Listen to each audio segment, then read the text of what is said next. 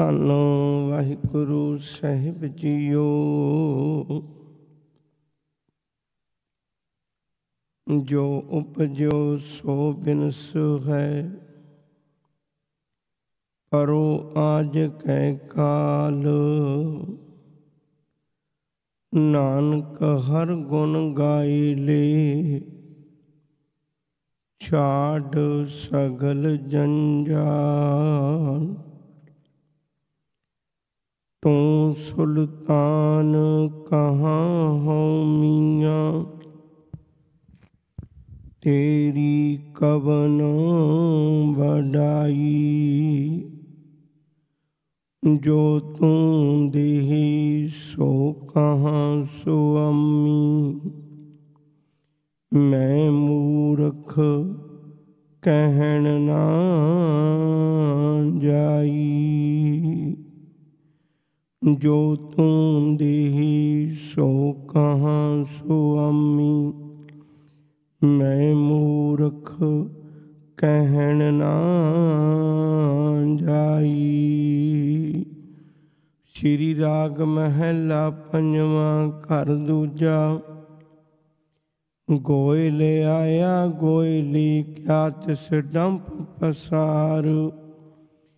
ਮੋਹਲਤ ਪੁੰਨੀ ਚੱਲਣਾ, ਤੂੰ ਸੰਮਲ ਕਰ ਬਾਰ। ਹਰ ਗੁਣ ਗਾਉ ਮਨਾ, ਸਤਿਗੁਰ ਸੇਵ ਪਿਆਰ। ਕਿਆ ਥੋੜੜੀ ਬਾਤ ਗੁਮਾਨ, ਰਹਾਉ ਜੈਸੇ ਰਹਿਣ ਪਰੌਣੇ। ਉੱਠ ਚੱਲ ਸੈਂ ਪ੍ਰਭਾਤ, ਕਿਆ ਤੂੰ ਰਤਾ ਗ੍ਰਿਸ਼ਟ ਸਿਉ। ਸਭ ਫੁੱਲਾਂ ਕੀ ਬਾਗਾਤ, ਮੇਰੀ ਮੇਰੀ ਕਿਆ ਕਰੈਂ। ਜਿਨ ਦੀਆ ਸੋ ਪ੍ਰਭ ਲੋੜ, ਸਰ ਪਰ ਉੱਠੀ ਚੱਲਣਾ। ਛੱਡ ਜਾਸੀ ਲੱਖ ਕਰੋੜ, ਲੱਖ 84 ਭਰਮ ਤਿਆਂ। ਦੁਲਭ ਜਨਮ ਪਾਇਓ ਏ, ਨਾਨਕ ਨਾਮ ਸੰਭਾਲ ਤੂੰ।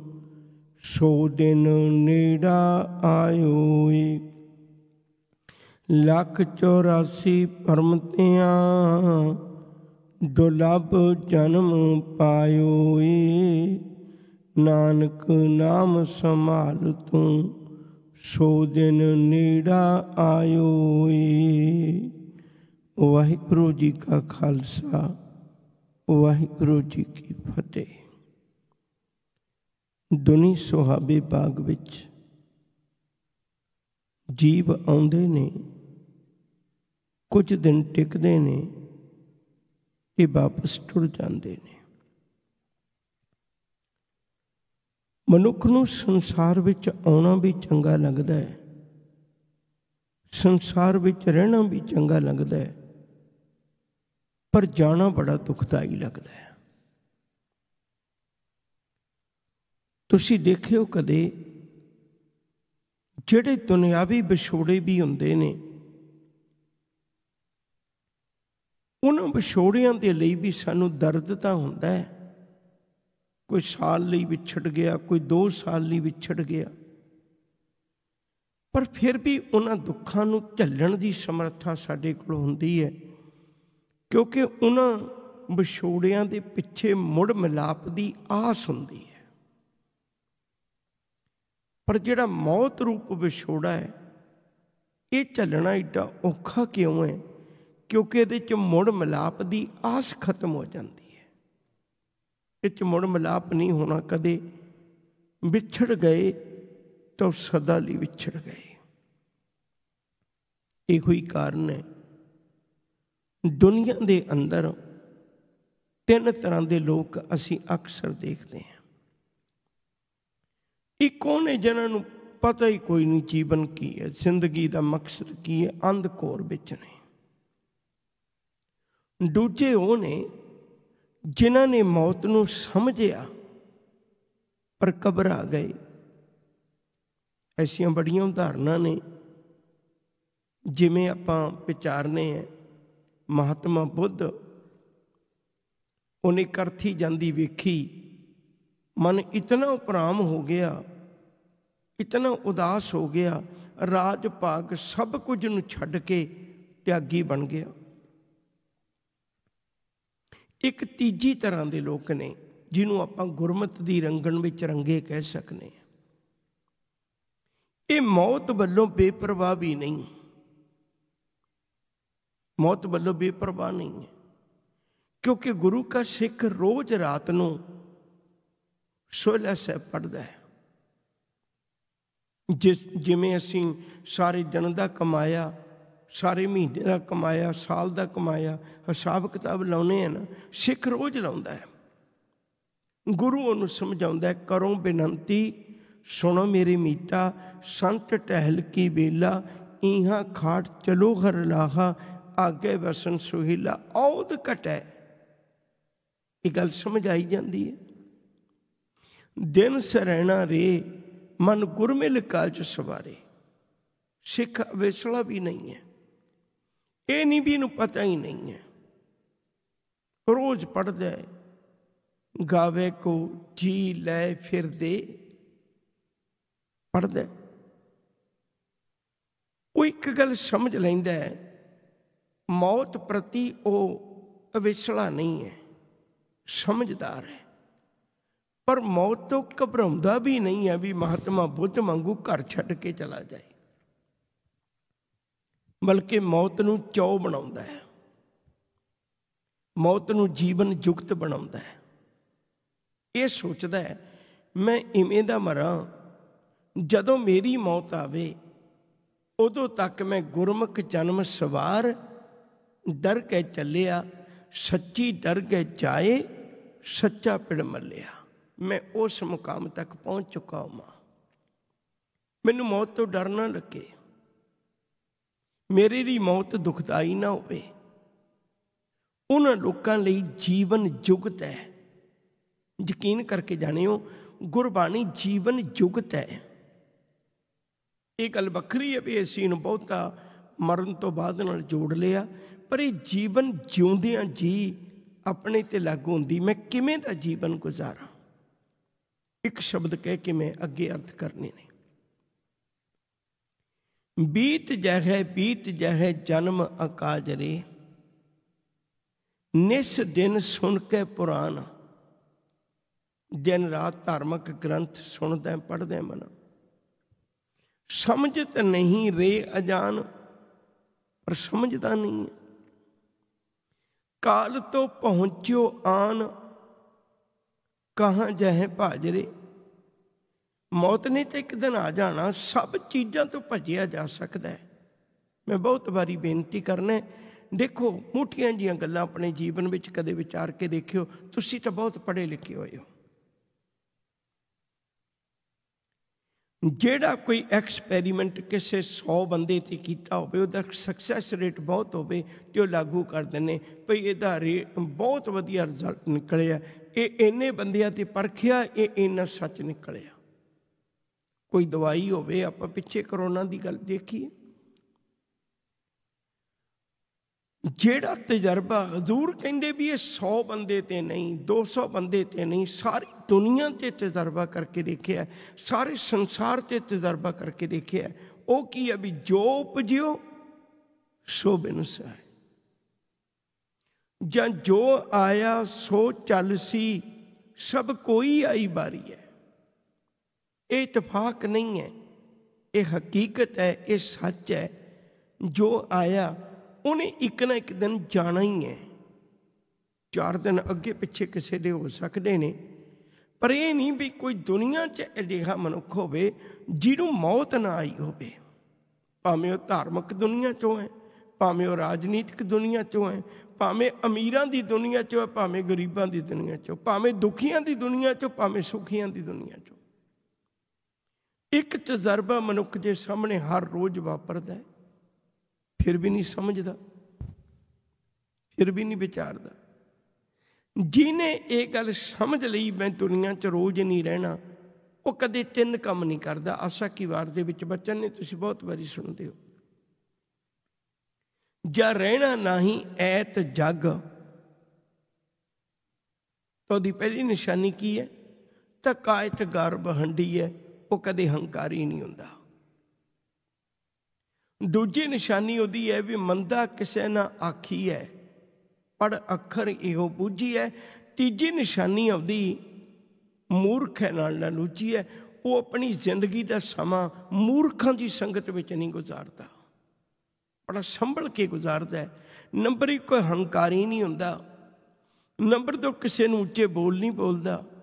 नंबर तीन, उसकी जिंदगी का सब तो बड़ा सच है भी वो कदे मूर्खां की जिंदगी च अपनी जिंदगी का समा नहीं गुजारता। उन्होंने पता जिंदगी बड़ी कीमती। हुण ये तो स्पष्ट है ना भी मना तू रहना नहीं इत्थे, 4 दिन जिंदगी दे ने ते उन्होंने इस ढंग नाल गुजार के जाई, तेरी जान तो बाद भी संसार तेनू याद रखे, तेरे बाद तो बाद जान तो बाद भी संसार वो जिंदगी के अक्ष नूं देखे, उस चंगे गुणां नूं देखे। तो आओ प्यारिओ, गुरुदेव सच्चे पातशाह ने अमृतमई बचन बख्शिश कीते ने। मैं वो शब्द तुहाडे नाल साझा करन लगा है जिहदे नाल सानू भी जीवन जीवन की जुगत आ जाए, तरीका आ जाए, समझ लईए भी सानू की करना चाहिए। रहाओ वाला बंद है, हर गुण गाओ मना, सतगुर सेव प्यार। ओ मना तू रब्बी गुणा नूं गा। एक पन मैं रोकन लगा, सानू यूं लगन लग पैंदा भी जे मैं रब दे गुण गाउणे, शायद रब नूं कोई लोड़ है मेरे गुण गाउण दी। बिल्कुल नहीं, रब नूं कोई लोड़ नहीं है। उन्हें एडी कायनात पैदा की है, एडी मेदनी एडा संसार पैदा किया है, तो अपनी तारीफ करने वाले 4 होर पैदा कर दें तो साडे तो क्यों आस रखता है? रब नूं लोड़ नहीं है। मत भुलेखे विच रहिओ भी मेरी कोई तारीफ करे। फिर असीं क्यों करनी है तारीफ? ਉਹਦੇ 2 ਕਾਰਨ ने। पहला कारण है ਜਦੋਂ ਅਸੀਂ ਉਹਦੇ ਗੁਣ ਗਾਉਣੇ ਤੇ ਮੈਲ ਸਾਡੀ ਲੱਥਦੀ ਹੈ। ਗੁਣ ਗਾਵਤ ਤੇਰੀ ਉਤਰ ਸਮੈਲ, ਬਿਨ ਸਜਾਏ ਹਉਮੈ ਬਿਖ ਫੈਲ। ਜਦੋਂ ਰੱਬੀ ਗੁਣ ਗਾਉਣੇ ਤੇ ਮੈਲ ਸਾਡੀ ਲੱਥਦੀ ਹੈ, ਅਸੀਂ ਇੰਨੇ ਕੁ ਪਵਿੱਤਰ ਹੋ ਜਾਂਦੇ ਹਾਂ ਵੀ ਉਹਦੇ ਵਿੱਚ ਸਮਾਉਣ ਜੋਗੇ ਹੋ ਜਾਂਦੇ ਹਾਂ। ਦੂਜੀ ਗੱਲ, ਗੁਣ ਕੈ ਗੁਣੀ ਸਮਾ ਬਣੇ ਆ। ਜਿਹਦੇ गुण गावांगे ਉਹਦੇ वर्गे बन जाएंगे, मालिक के गुण गावांगे तो मालिक विच अभेद हो जाएंगे। हर गुण गाओ मना, ये अज एक स्नेहा लईए। संसार में आया होया हरेक जीव रब नाल एक लड़ाई छेड़ लैंदा है, रब नाल एक लड़ाई शुरू कर लैंदा है, वो मुड़ के इत्थों जाना नहीं चाहता। संसार है ही एडा सोहना, इत्थे आए हर जीव का मन बेईमान होंदा है भी मैं इत्थों नहीं जाना। हजूर आखते ने, कहंदे नहीं भलिओ, हर गुण गाओ मना, रब दे गुण गा, परमेश्वर दे गुण गा, सतगुर सेव प्यार। सतगुरु नूं पुछ के, सतगुरु नूं पुछ के, सतगुर दी अगवाई विच ये ना अपने आप ही गुण गाई जाई, क्योंकि तेरे कोल इहो जी शब्दावली नहीं। जिहड़ी गुरु कोल शब्दावली है, वो शब्दावली गुरु ते रब विच कोई अंतर नहीं है। गुरु रब नूं जाणदा है, जिहड़े गुरु ने रब प्रति शब्द वरते ने वो असीं नहीं वरत सकते, साडी एडी मत नहीं है। तां करके गुरु नूं मिल के रब दी इबादत कर। क्या थोड़ी बात गुमान, निक्की जी गल दे उत्ते काहदा गुमान करना है? निक्की जी गल है। ते गुरुदेव ने बड़ियां उदाहरण दित्तियां ने गुरबाणी विच। जैसे जल ते बुध बुधा उपजै बिन सै नीट, क्या थोड़ी बात गुमान। इन्नी को कहानी है सारी। जीवन युग च सीखिए भी मैं जीवन गुजारना किवें है, जीवन बतीत किवें करना है। क्या थोड़ी बात गुमान, थोड़ी जी गल का काहदा हंकार करना है मना। उदाहरण दित्तियां ने हुण सारे शब्द विचों रहाओ वाला बंद एक बारी फिर दोहरा दियां। ਮਨਾ ਤੂੰ ਰੱਬ ਦੇ ਗੁਣ ਗਾ, ਕਾਹਦਾ ਗੁਮਾਨ ਕਰਨਾ ਹੈ। ਇਹਦੇ ਦੁਆਲੇ ਹੁਣ ਸਾਰਾ ਸ਼ਬਦ ਘੁੰਮਦਾ ਹੈ। ਪਹਿਲੀਆਂ ਪੰਕਤੀਆਂ ਨੇ, ਗੋਇਲ ਆਇਆ ਗੋਇਲੀ ਕਿਆ ਤਿਸ ਡੰਮ ਪਸਾਰ, ਮੋਹਲਤ ਪੁੰਨੀ ਚੱਲਣਾ ਤੂੰ ਸੰਮਲ ਕਰ ਬਾਰ। ਤੁਸੀਂ ਦੇਖੇ ਹੋਣਗੇ ਜਿਹੜੇ ਟੱਪਰੀ ਬਾਸ ਲੋਕ ਹੁੰਦੇ ਨੇ, ਉਹ ਗਾਵਾਂ ਮੱਝਾਂ ਨੂੰ ਚਾਰਦੇ ਨੇ, ਜਿੱਥੇ 4 ਦਿਨ ਘਾਹ ਹੈ ਉੱਥੇ ਚਾਰੇ ਅਤੇ ਮੁੜ ਕੇ ਅੱਗੇ ਚਲੇ ਗਏ। ਜਾਂ ਜਿਹੜੇ ਲੋਕ ਟੈਂਪਰੇਰੀ ਕਦੇ ਇੱਥੇ ਚਲੇ ਗਏ ਕਦੇ ਉੱਥੇ ਚਲੇ ਗਏ ਘੁੰਮਦੇ ਨੇ, ਉਹ ਕਦੇ ਬਹੁਤੀ ਖਿਲਾਰਾ ਨਹੀਂ ਖਿਲਾਰਦੇ। ਉਨੀਆਂ ਕੁ ਚੀਜ਼ਾਂ ਆਪਣੇ ਨਾਲ ਰੱਖਦੇ ਨੇ, ਉੱਥੇ ਕੁਝ ਦਿਨ ਰਹੇ, 15-20 ਦਿਨ 25 ਦਿਨ ਰਹੇ, ਤੇ ਉੱਥੋਂ ਅੱਗੇ ਫਿਰ ਚਲੇ ਗਏ। ਸਾਹਿਬ ਕਹਿੰਦੇ ਵੀ ਬਸ ਇਵੇਂ ਹੀ ਸੋਚ ਲੈ ਮਨਾ ਤੂੰ, ਇਹ ਦੁਨੀਆ ਦੇ ਮੇਲੇ ਵਿੱਚ ਇਵੇਂ ਹੀ ਆਇਆ ਹੈ। 4 ਕੁ ਦਿਨਾਂ ਦਾ ਹੀ ਨਿਵਾਸ ਹੈ ਤੇਰਾ, ਕੋਈ ਬਹੁਤੇ ਦਿਨ ਦੀ ਗੱਲ ਨਹੀਂ ਹੈ। ਗੋਇਲ ਆਇਆ ਗੋਇਲੀ ਕਿਆ ਤਿਸ ਡੰਮ ਪਸਾਰ, ਉਹ ਬਹੁਤਾ ਖਿਲਾਰਾ ਨਹੀਂ ਖਿਲਾਰਦਾ। ਮੋਹਲਤ ਪੁੰਨੀ ਚੱਲਣਾ, ਉਹਨੂੰ ਪਤਾ ਹੈ ਵੀ ਇੱਕ ਦਿਨ ਮੈਂ ਚਲੇ ਜਾਣਾ, ਤੇ ਕਾਹਦੇ ਲਈ ਏਡਾ ਖਿਲਾਰਾ ਖਿਲਾਰਨਾ। ਹੁਣ ਇਹ ਖਿਲਾਰੇ ਦਾ ਅਰਥ, ਇਹਨੂੰ ਇੱਕ ਗੱਲ ਤਾਂ ਹਮੇਸ਼ਾ ਪੱਲੇ ਬੰਨ੍ਹ ਲਈਏ, ਹਮੇਸ਼ਾ ਉਹ ਇਹ ਗੱਲ ਚੇਤਾ ਰੱਖੋ, ਇਹ ਗੱਲ ਕਿਰਤ ਦੀ ਨਹੀਂ ਹੈ। ਬਹੁਤ ਵਾਰੀ ਸਾਨੂੰ ਭੁਲੇਖਾ ਪੈ ਜਾਂਦਾ ਵੀ ਵੱਡੇ ਬਿਜ਼ਨਸ ਨਹੀਂ ਕਰਨੇ ਚਾਹੀਦੇ, ਸ਼ਾਇਦ ਮੈਂ ਕਿਰਤ ਤੋਂ, ਇੱਥੇ ਗੱਲ ਕਿਰਤ ਦੀ ਨਹੀਂ ਕਦੇ ਵੀ। ਜਦੋਂ ਵੀ ਗੱਲ ਆਏਗੀ ਨਾ, ਅਵਰ ਕਾਜ ਤੇਰਾ ਕਿਤੇ ਨਾ ਕਾਮ, ਉੱਥੇ ਵੀ ਅਸੀਂ ਇਹਨੂੰ ਕਿਰਤ ਨਾਲ ਜੋੜ ਲੈਂਦੇ। ਕਦਾ ਚਿੱਤ ਨਹੀਂ, ਕਿਰਤ ਗੁਰੂ ਦੇ ਘਰ ਦਾ ਪਹਿਲਾ ਸਿਧਾਂਤ ਹੈ ਵੀ ਕਿਰਤ ਕਰੋ, ਨਾਮ ਜਪੋ, ਵੰਡ ਛਕੋ।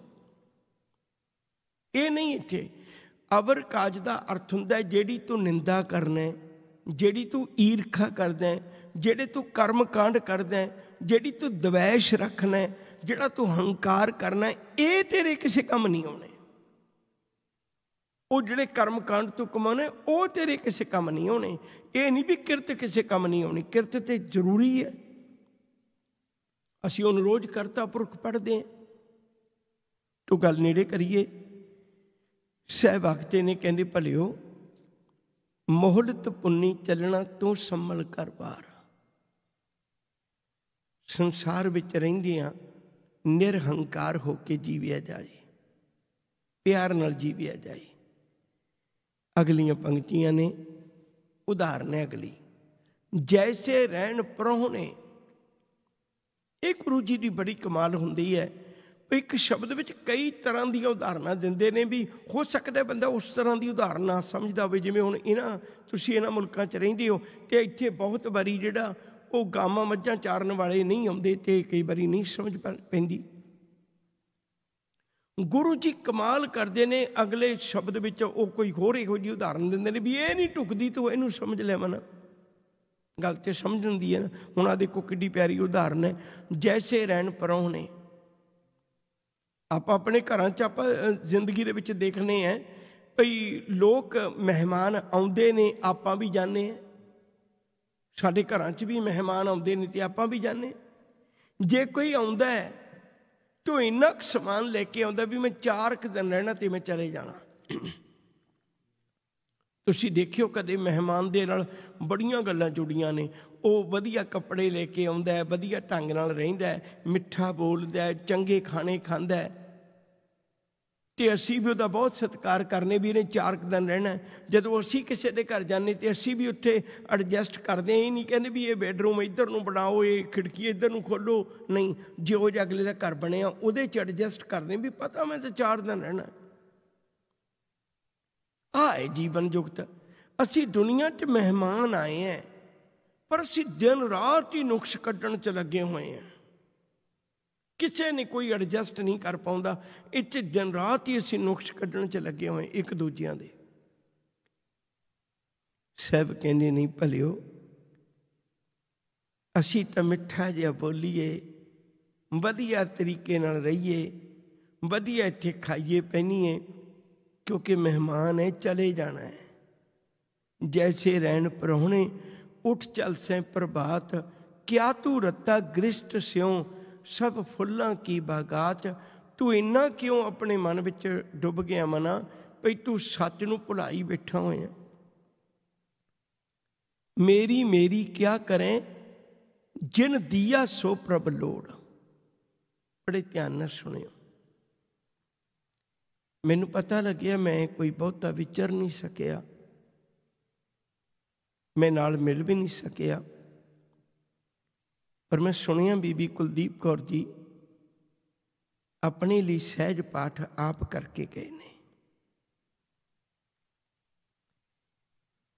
ਮੈਨੂੰ ਆਸ ਨਹੀਂ, ਸਾਡੇ ਸਤਿਕਾਰਯੋਗ ਹੈਡ ਗ੍ਰੰਥੀ ਸਾਹਿਬ ਤਾਂ ਇਹ ਪੱਕਾ ਹੀ ਸ਼ਬਦ ਪੜ੍ਹਦੇ ਨੇ ਨਾ,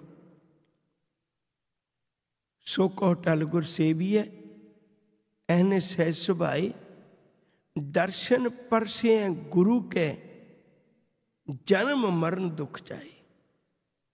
ਕੋਈ ਵਿਰਲਾ ਹੋਵੇਗਾ ਜਿਹਨੇ ਜਿਉਂਦਿਆਂ ਜੀ ਗੁਰੂ ਦੇ ਦਰਸ਼ਨ ਕੀਤੇ ਨੇ, ਕੋਈ ਵਿਰਲਾ ਹੋਏਗਾ। ਨਹੀਂ ਤੇ ਆਮ ਕਰਕੇ ਅਸੀਂ ਸਹਿਜ ਪਾਠ ਨਹੀਂ ਕਰਦੇ। ਸਹਿਜ ਪਾਠ ਕਰਨ ਦਾ ਅਰਥ ਹੈ ਗੁਰੂ ਦੇ ਦਰਸ਼ਨ ਕਰਨੇ। ਮੈਂ ਜੀਵਨ ਵਿੱਚ ਗੁਰੂ ਦੇ ਦਰਸ਼ਨ ਕਰਨਾ। ਹੁਣ ਉਹਨਾਂ ਨੂੰ ਸਾਡੀਆਂ ਅਰਦਾਸਾਂ ਦੀ ਵੀ ਲੋੜ ਨਹੀਂ ਰਹੇਗੀ। ਉਹਨਾਂ ਨੇ ਆਪਣ ਹੱਥੀਂ ਆਪਣਾ ਆਪੇ ਹੀ ਕਾਜ ਸਵਾਰੀ ਹੈ, ਔਰ ਸਾਰਾ ਕੁਛ ਅਸੀਂ ਜੋ ਕੁਛ ਕਰਾਂਗੇ ਉਹਦੇ ਵਿੱਚੋਂ ਜਿਹੜੇ ਬਾਣੀ ਦੇ ਸ਼ਬਦ ਪੜ੍ਹ ਕੇ ਨਾਲ ਲੈ ਗਏ ਨਾ, ਉਹ ਤਾਂ ਗੁਰੂ ਕਹਿ ਰਿਹਾ, ਮੈਂ ਨਹੀਂ ਕਹਿ ਰਿਹਾ। ਗੁਰ ਕਾ ਬਚਨ ਬਸੈ ਜੀ ਨਾਲੇ। ਮੈਨੂੰ ਤਾਂ ਇਉਂ ਲੱਗਦਾ ਹੈ ਜਿਵੇਂ ਉਹ ਗੁਰੂ ਗ੍ਰੰਥ ਸਾਹਿਬ ਦੀ ਬੁੱਕਲ 'ਚ ਬੈਠ ਕੇ ਗਏ ਨੇ, ਜਿਵੇਂ ਉਹ ਗੁਰੂ ਗ੍ਰੰਥ ਸਾਹਿਬ ਦੀ ਬਾਣੀ ਦੇ ਭੰਗੂੜੇ 'ਚ ਬੈਠ ਕੇ ਗਏ ਨੇ। ਇਵੇਂ ਦਾ ਜੀਵਨ ਕੋਈ ਸਿੱਖਿਆ ਲਈਏ ਆਪਾਂ। ਜਾਣ ਲੱਗਿਆ ਹਰ ਪ੍ਰਾਣੀ ਸਾਨੂੰ ਕੋਈ ਸਿੱਖਿਆ ਦੇ ਕੇ ਜਾਂਦਾ। ਮੇਰੀ ਮੇਰੀ ਕਿਆ ਕਰੇ ਜਿਨ ਦੀਆ ਸੋ ਪ੍ਰਭ ਲੋੜ। ਉਹਨੂੰ ਲੱਭ ਮਨਾ। ਤੂੰ ਚਾਰ ਚੀਜ਼ਾਂ ਤੈਨੂੰ ਰੱਬ ਨੇ ਦਿੱਤੀਆਂ। ਦਾਤਾ ਨੂੰ ਪਿਆਰ ਕਰਨਾ ਹੈ, ਦਾਤੇ ਨੂੰ ਕਿਉਂ ਨਹੀਂ ਕਰਦਾ? ਸਰ ਪਰ ਉੱਠੀ ਚੱਲਣਾ। ਸਰ ਪਰ ਦਾ ਅਰਥ ਹੈ ਯਕੀਨ ਕਰਕੇ ਜਾਣੀ, ਸੱਚ ਕਰਕੇ ਜਾਣੀ। ਸਰ ਪਰ ਉੱਠੀ ਚੱਲਣਾ। ਛੱਡ ਜਾਸੀ ਲੱਖ ਕਰੋੜ। ਭਾਵੇਂ ਕਿਸੇ ਦਾ ਲੱਖ ਤੇ ਭਾਵੇਂ ਕਿਸੇ ਦਾ ਕਰੋੜ ਹੈ। ਸਿਆਣੇ ਕਹਿੰਦੇ ਨੇ ਸੱਜਣਾ ਕਫਨ ਨੂੰ ਜੇਬਾਂ ਨਹੀਂ ਹੁੰਦੀਆਂ, ਇੱਥੇ ਹੀ ਛੱਡ ਜਾਣਾ ਹੈ।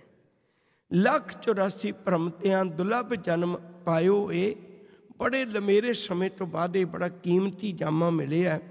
ਨਾਨਕ ਨਾਮ ਸੰਭਾਲ ਤੂੰ ਸੋ ਦਿਨ ਨੇੜੇ ਆਏ ਹੋਏ।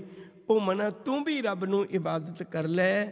ਅੱਜ ਕੱਲ੍ਹ ਭਲਕੇ ਉਹ ਮੌਤ ਦਾ ਦਮਾਮਾ ਤੇਰੇ ਸਿਰ 'ਤੇ ਵੀ ਵੱਜਣਾ ਹੈ। ਮੈਂ ਬਹੁਤ ਵਾਰੀ ਬੇਨਤੀ ਕਰਦਾ, ਕਬੀਰ ਪੜੋਸੀ ਕੇ ਜੋ ਹੁਆ ਤੂੰ ਆਪਣੇ ਪੀ ਜਾਣ। ਜਿਹੜਾ ਕੱਲ੍ਹ ਮੌਤ ਦੇ ਘਰ ਪੜੋਸੀ ਦੇ ਘਰ ਗਿਆ ਨਾ ਸੱਦਾ, ਉਹ ਅੱਜ ਕੱਲ੍ਹ ਭਲਕੇ ਤੇਰੇ ਘਰ ਵੀ ਆਉਣ ਵਾਲਾ ਹੈ। ਤਾਂ ਸਿੱਖ ਮੌਤ ਤੋਂ ਡਰਦਾ ਵੀ ਨਹੀਂ ਹੈ, ਮੌਤ ਨੂੰ ਖੁਸ਼ੀ ਦਾ ਗੀਤ ਬਣਾ ਕੇ ਗਾਉਂਦਾ ਹੈ। ਪਰ ਇਹ ਵੀ ਨਹੀਂ ਵੀ ਮੌਤ ਤੋਂ ਵਿਛੜਾ ਹੈ।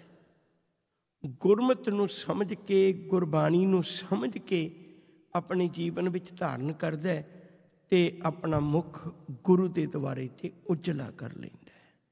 ਇਤਨੀਆਂ ਬੇਨਤੀਆਂ ਕਬੂਲ ਕਰਿਓ। ਹੁਕਮ ਹੋਇਆ ਸੀ ਪਰਿਵਾਰ ਵੱਲੋਂ, ਵੈਸੇ ਤਾਂ ਕੀਰਤਨ ਦੀ ਆਰੰਭਤਾ ਹੁੰਦੀ ਹੈ, ਪਰ ਇਹਨਾਂ ਦੀ ਕੋਈ ਖਾਹਿਸ਼ ਹੋਏਗੀ ਅਤੇ ਮੈਨੂੰ ਹੁਕਮ ਹੋਇਆ ਵੀ ਪਹਿਲਾਂ ਕਥਾ ਕਰਨੀ ਹੈ ਅਤੇ ਮੈਂ ਤੁਹਾਡੇ ਨਾਲ ਬਚਨ ਸਾਂਝੇ ਕੀਤੇ ਨੇ ਗੁਰੂ ਦੇ।